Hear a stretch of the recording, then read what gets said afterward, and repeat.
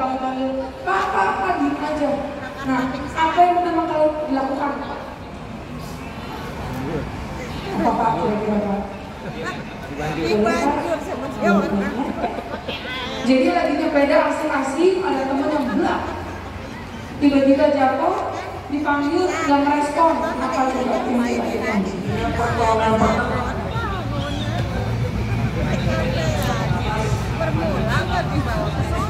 Nama Subata. Bapak yang lain ada lagi? Bapak yang nengok-nengok dari belakang boleh dijawab? Boleh yang mana aja coba Pak.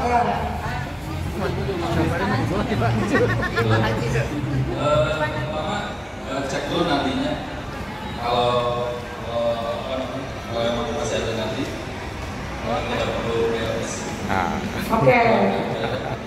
Lakukan BLS. Oke. Ada lagi yang lain Pak? Sudah? Ada lagi mangga Kakek? Itu di ruang terbuka, Pak Jaket yang sama di Oke. Iya, ada lagi? Kakek ya mangga? Ini yang pertama posisikan pasien kayak berbaris tenaga, terus lakukan resusitasi jantung paru. Oke. Ada lagi? Ya Bapak? Ya. Yang di depan Pak? Boleh? Jangan malu-malu, mangga boleh. Kenapa? Iya.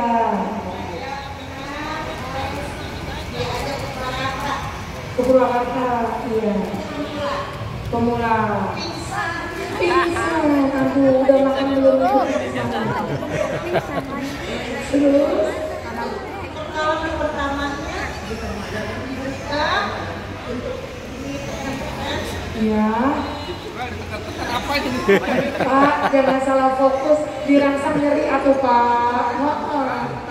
Iya itu kamu yang maksudnya pas ganti pampers, fokus aja.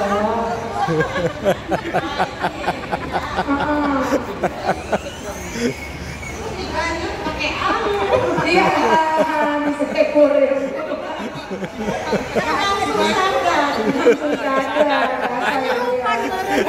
Oke.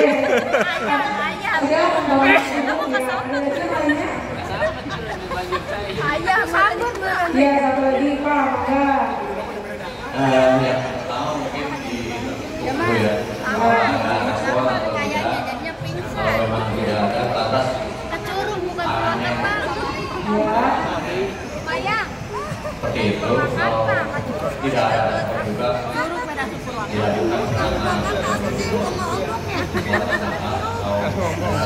Oke. Ini kayaknya sudah pernah pelatihan ya Bapak Ibu ya.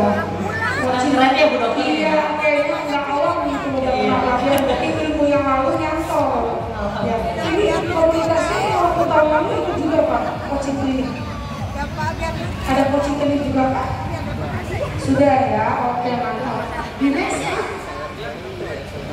Nah, nanti jawabannya saya gabungkan, saya jelaskan terlebih dahulu. Jadi, apa itu bantuan hidup dasar ya Pak ya? Atau basic life support. Serangkaian pertolongan pertama yang dilakukan kepada orang yang mengalami kondisi henti nafas dan henti jantung.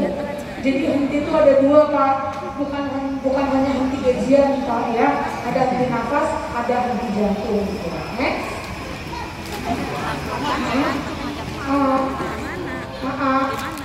Operator.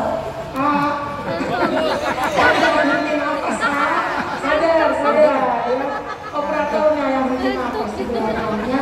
Nah, Bapak Ibu tadi apa bedanya coba henti nafas, pingsan orang kegeletak, pingsan sama henti nafas jantung? Ada yang bisa? Iya, mana Ibu? Tadi Ibu yang disedot air. Ibu tahu nggak bedanya kalau orang kegeletak? Mana yang pingsan, mana yang henti nafas sama henti jantung? Nah, jadi Pak, kalau tadi orang pingsan, orang tergeletak, kan kita harus cek nih. Tadi ada nih Bapak yang udah cek nadinya udah benar. tadi Bapak di mana cek tadi Pak? Siap, betul ya. Di sini di leher boleh, di tangan boleh, kalau anak-anak di paha boleh ya. Dicek ada nadinya atau tidak. Kalau tidak ada nadi, berarti henti jantung. Ya Pak. Kalau dicek nadinya ada, dicek nafasnya. Nah, nafasnya ada enggak? Kalau nggak ada nafasnya, berarti henti nafas. Ya Pak. Kalau tadi si ibu dibuka, ditekan-tekan, maksudnya dicek Pak, ya dicek nadinya, rangsang nyeri, ada nadi, ada nafas, berarti orangnya pingsan. Ya Pak ya. Kalau orang pingsan ada nadi, ada nafas Pak. Intinya, kalau yang tidak ada nadi, berarti langsung dilakukan kompresi dada seperti Bapak tadi bicara. Ayo, langsung ditekan dadanya, nanti ada kakinya. Kalau tidak ada nafas, diberikan bantuan pernafasan. Ya, next. Nah, mengapa penting Bapak Ibu? Karena otak dan jantung akan mengalami kerusakan setelah kehilangan fungsinya dalam 4 sampai 6 menit. Nah, coba Bapak Ibu bayangkan, ada teman goesnya yang jatuh, ya, belum dipindahin dulu, belum telepon ketuanya, telepon IO-nya, PIC acaranya, panggil ambulans medis dari rumah sakit, sudah berapa lama itu berlangsung? Ya, makanya tadi kata Pak Ketua kan ada pengalaman sendiri ya. Coba kita pantau, sejak orang itu ditemukan tidak sadar, kita cek nadinya, tidak ada nadinya, langsung kompresi Pak. Jangan tunggu Pak Ketua dulu, tunggu PIC, tunggu telepon dulu tim medis, sudah pasti lebih dari 4 sampai 6 menit. Ya Pak ya. Makanya kenapa BHT ini sekarang dilatih oleh semua tenaga kesehatan kepada orang awam. Karena semua orang harus bisa melakukan BHT. Ya, next. Nah, penyebab henti nafas dan henti jantung. Dok, emang kalau henti nafas henti jantung pasti sakit jantung? Enggak, Bapak Ibu. Orang sakit jantung bisa henti jantung. Sakit jantung itu apa? Macam-macam Bapak Ibu. Ada yang jantung bengkak, ada jantung koroner, ada kelainan irama, ada kelainan katup dan lain-lainnya. Ya. Yang kedua ada stroke. Bapak Ibu tahu ya kalau stroke ya? Stroke itu tidak hanya pelok, tidak hanya lumpuh.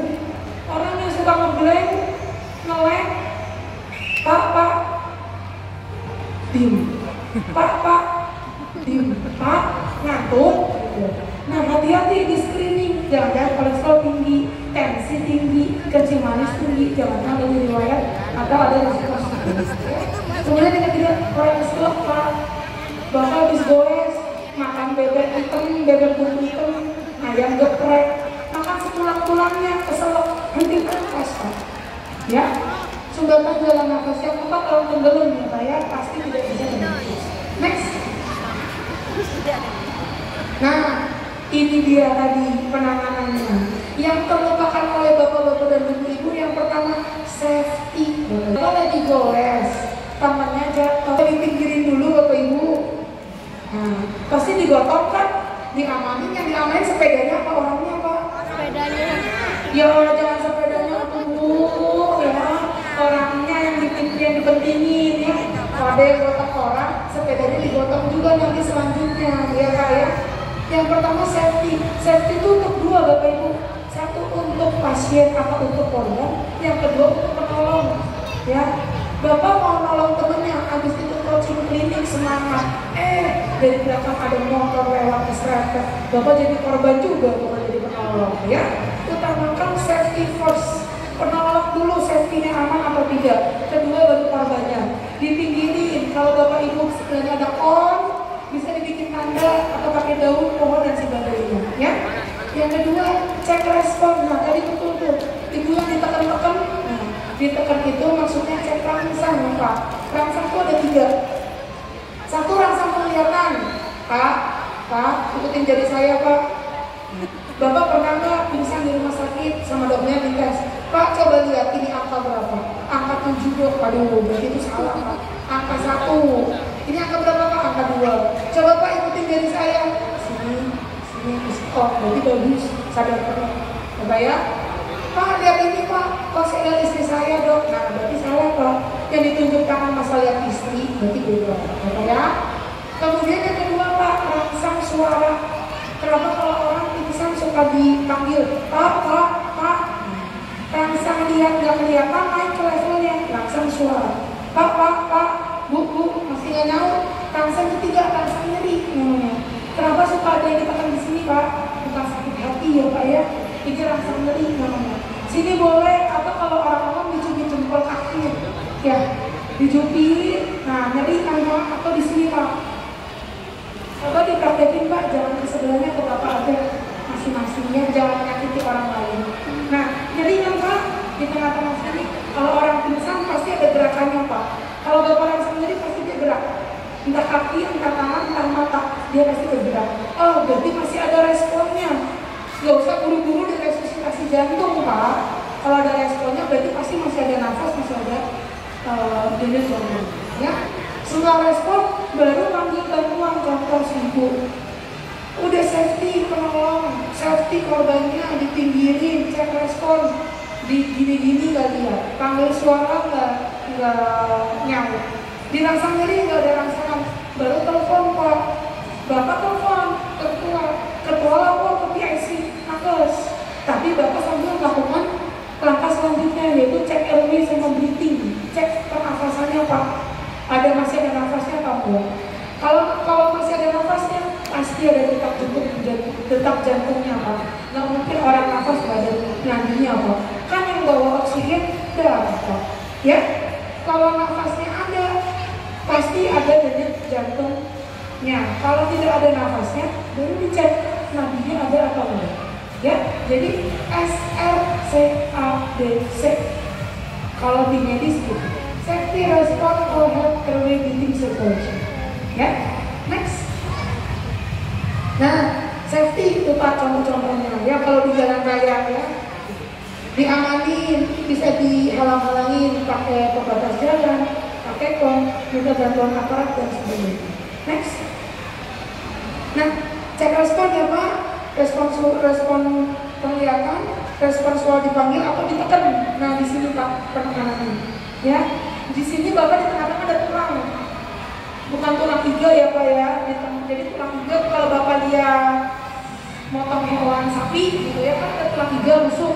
Tengah-tengahnya ada yang menghubungkan, nah itu yang kita langsung. Nah, seperti di sini. Seperti Pak Samsul ya dipraktekkan terus menerus. Next. Nah, baru panggil bantuan. Kenapa sih Pak harus panggil bantuan? Ya iya Pak, karena nanti kalau Bapak butuh evakuasi butuh bantuan kawan. Kalau orang ada cedera, ada yang harus pegangin bagian cedera. Yang kedua, perlu bantuan saat nanti resusitasi. Kalau Bapak sendiri bantuan yang medisnya datang setengah jam, Bapak bisa ikutin sampai itu. Ya. Yang ketiga, membantu pengemudi ambulans. Jadi yang satu fokus safety, respon, health, airway breathing circulation, yang satu telepon Pak. Jangan begitu tak ketemu respon, panggil bantuan, sibuk nyari-nyari ambulans Pak, pasti korbannya kelewat Pak. Jadi yang satu ngurusin ambulans, yang satu ngurusin pasien. Ya, next.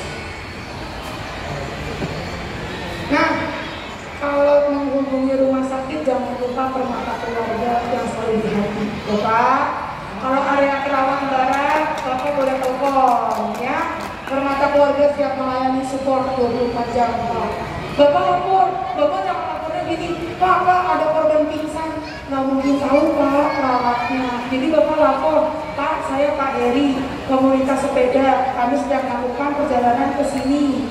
Ada ditemukan korban pingsan, laki-laki kurang lebih usia 40 tahun. Dengan tiba-tiba terjatuh, saya sudah cek Pak, nanti nggak ada. Teman saya lagi melakukan resusitasi, saya tolong telepon, butuh bantuan ambulans secepatnya. Mantap, ya Pak ya? Gitu Pak, jadi identitas pelapor, lokasi kejadiannya, korbannya laki-laki atau perempuan, apa bayi atau anak Pak, beda nanti bantuannya. Terus umurnya berapa, terjadinya kapan? Pak, teman saya jatuh dari sepeda 1 bulan lalu, ya mungkin aku Pak dijemput pakai ambulans ya, itu mah perlu rujukan ya Pak ya. Nah terus kondisi korbannya, syukur-syukur Bapak udah ngecek, ternyata ada yang patah tulang pahanya, keluar darahnya, nanti kita bawa ke alat khusus ya. Next. Nah, cek jalan nafas sama pernafasan, lihat tuh Pak caranya, Pak Samsul boleh dipraktekin.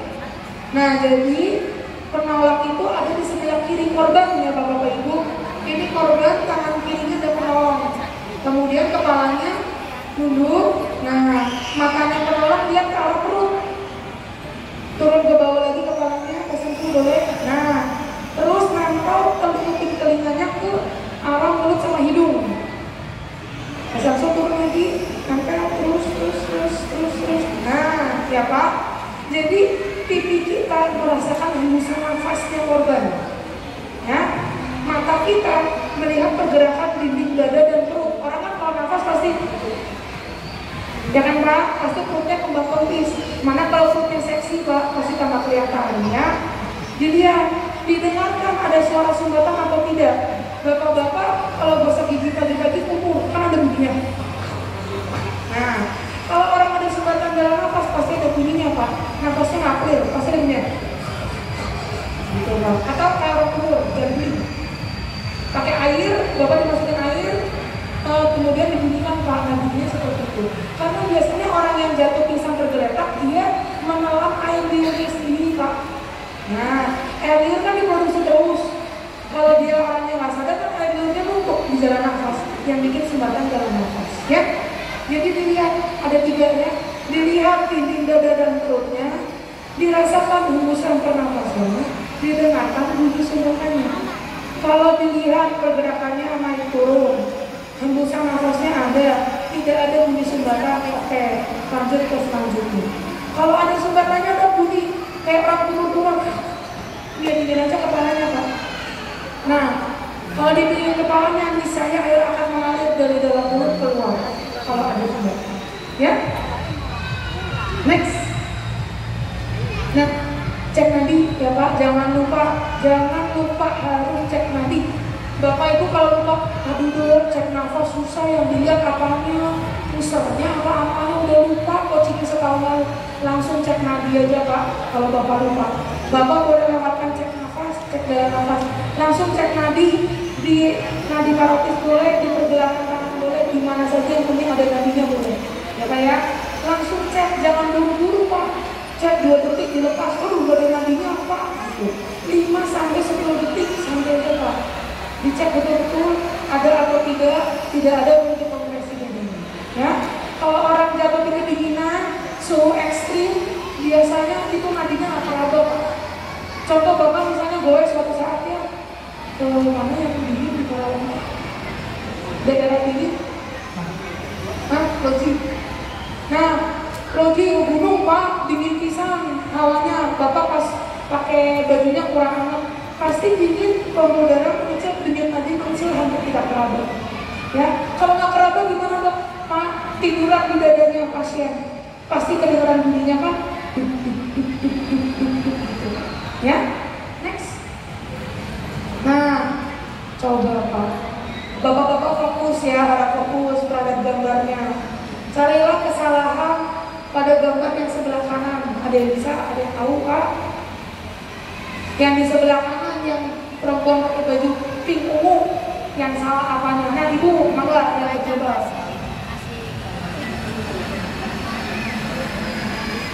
Kepala. Betul. Betul. Jadi peredaran darah ke otaknya nggak dapat. Terus ada lagi.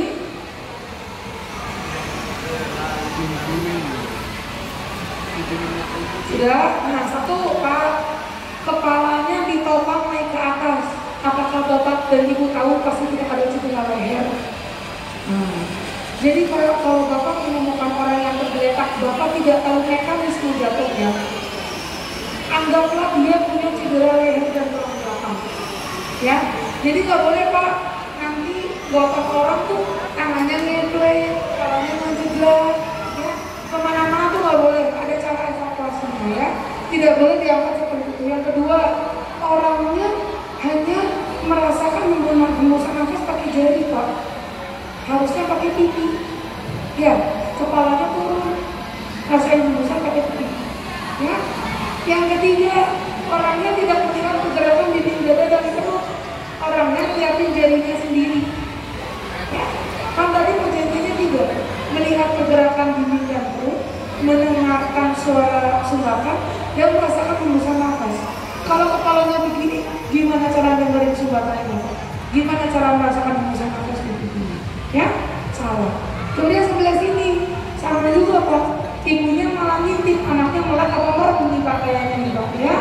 Nggak dicek nafasnya, nggak didengerin, nggak dilihat beberapa mimpi perut dan dada. Next. Nah, next. Nah, kalau di medis Pak, kalau orang tidak ada nafas, ada alat namanya ambubed seperti yang dicontohkan ini. Nah, ambubed disambung ke tabung oksigen, dikasih oksigen, baru dikasih pernafasan. Ya, kalau Bapak Ibu tidak usah se-expert ini, tapi jangan juga mulut. Bapak pernah nggak zaman dulu di coaching pakai mulut? Ya, pemberian nafasnya. Nah, contoh seperti itu. Tidak boleh lagi apalagi di era COVID, ya. Karena kalau mulut itu belum tentu oksigen semua yang masuk, bisa karbon dioksida. Yang kedua, meningkatkan resiko kontaminasi. Dan kita nggak tahu Pak, kita mau sakit atau enggak, orangnya sakit atau enggak. Ya, jadi kalau pada pakai apa tuh? Langsung aja resusitasi jantungnya Pak. Langsung aja pompa. Jadi analoginya seperti ini. Ini jantung Pak, isinya darah. Darah itu membawa oksigen. Ya, kalau jantung tidak dipompa, tidak diperas, dia tidak bisa mengeluarkan darah yang mengalir ke semua organ tubuh. Ya, sama kayak Bapak meres santan, diperas kan keluar airnya. Sama kayak Bapak meres jantung, diperas keluar darahnya. Darah masuk oksigen beredar ke semua organ tubuh. Jadi kalau jantungnya nggak bergerak begini Pak, dia nggak ada oksigen. Kalau Bapak nggak bisa kasih nafas, caranya gimana? Pompa jantungnya Pak, bantu supaya dengan dipompa darah keluar, oksigen itu keluar dan terdistribusi ke seluruh organ. Next.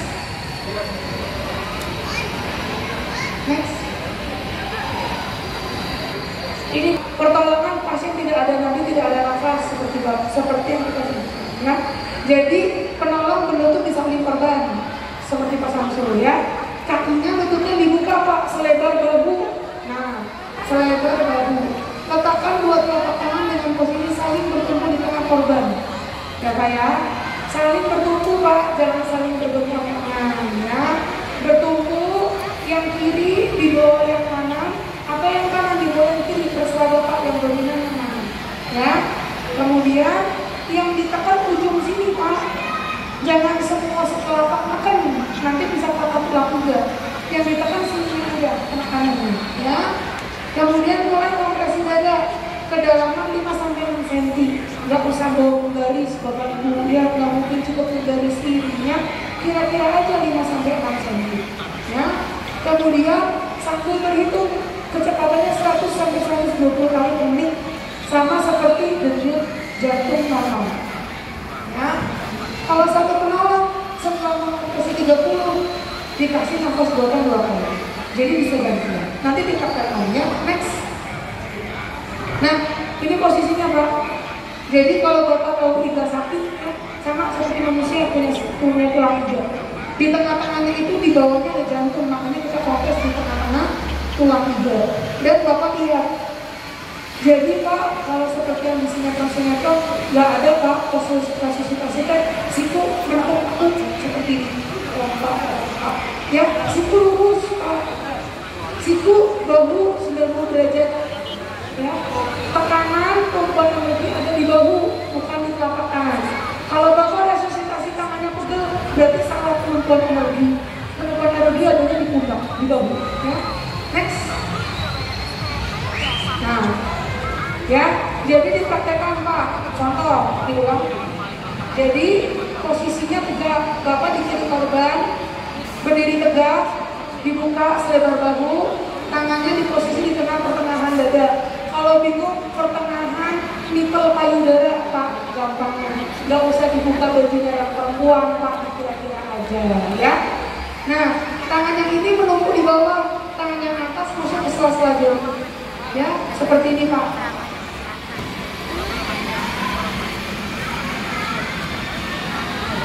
Oke. Tangan menumpuk ke tangannya Bapak, jangan ke tangan ibu ya, sendiri-sendiri ya Pak ya. Terus dipompa Pak. Nah, lihat Pak, bahunya lurus, sikunya tidak menekuk ya, tidak Tidak ada RJP situnya menekuk, coba contohnya menekuk situnya. Nah, nggak ada yang kayak gini Pak, salah. Lurus lagi dinormalkan, nah, dipompa. Ada hitungannya Pak, 1, 2, 3, 4, 5, 6, 7, 8, 9, 10, dan 12 terus sampai 100 kali. Udah 100 kali, baru habis itu dikasih nafas. Ya, kalau Bapak orang awam nggak ada gantung nafas, pompa aja terus Pak, sampai orangnya sadar. Ya, kalau yang sadar sudah kembali laginya, pasti dia akan merespon. Pak sakit, merang, ada apinya bergerak pada tangannya dia.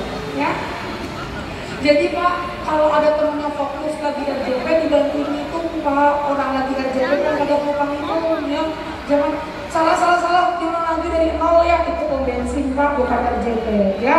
Jadi dibantuin dihitung terus Pak, karena RJP itu capek Pak. Bapak 2 menit aja capek, nanti dipraktekin ya, apalagi 10 menit. Next.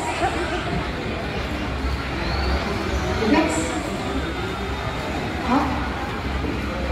Next. Nah, RJP dihentikan kapan? Contoh, Dok, kemarin habis coaching ada teman saya lagi makan pecel, tiba-tiba berdarah, udah saya lakuin kata dokter, sampai dikompresi dadanya. 20 menit Dok, ambulans belum datang, masa saya suruh RJP terus, nanti saya pingsan Dok. Nah, boleh Pak dihentikan jika apa? 1, pertolongan medis yang lebih advance datang. Contoh, Bapak menemukan pasien seperti itu, teleponnya ke rumah sakit mana Pak? Permata Keluarga Pak, ya Pak. Permata Keluarga selalu hati ya. Tukang Permata Pak, ambulans datang, Bapak korban di sini. Ambulans datang dari lobi, jangan langsung dilepas Pak RJP-nya ya. Tunggu dulu sampai tim medisnya datang, turun, siap gantian kompresi, baru operan Pak. Oke? Bayang?